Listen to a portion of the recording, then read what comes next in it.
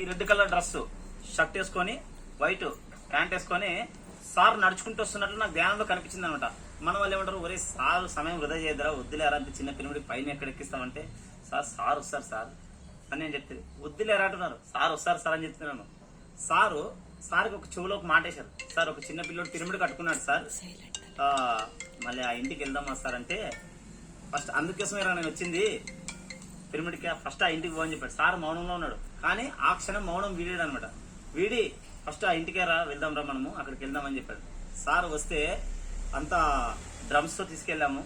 Sir వచ్చి మా ఇంటి దగ్గర ఒక అమ్మవారి టెంపుల్ ఉంది, విపరీతమైన జంతు బలులు జరుగుతాయి, భయంకరమైన జంతు బలులు జరుగుతాయి అనమాట.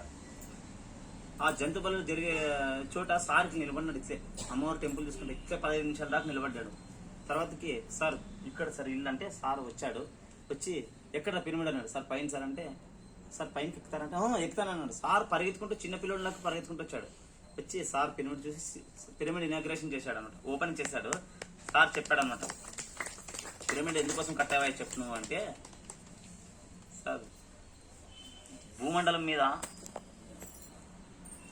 ప్రపంచమంతా ధ్యాన యోగులు కావాలని పిరమిడ్ కట్టాను సార్. ఎందుకంటే ఈ పిరమిడ్ శక్తి ద్వారా నేను సంపూర్ణమైన ఆరోగ్యాన్ని పొందాను. ఇక్కడుండే వాళ్ళంతా ప్రతి ఒక్కరూ ఈ పిరమిడ్లో ధ్యానం చేసుకొని అందరూ శాకాహారులు కావాలని పిరమిడ్ నిర్మాణం చేశాను సార్. అంటే అందుకోసమే మనం వచ్చింది, ప్రతి ఇంటికి వెళ్ళి ధ్యానం చెప్పాలి ఈ క్షణం నుంచి అని చెప్పి సార్, ప్రతి గ్రామానికి వెళ్ళి ధ్యానం చెప్పాలా అని చెప్పి సార్.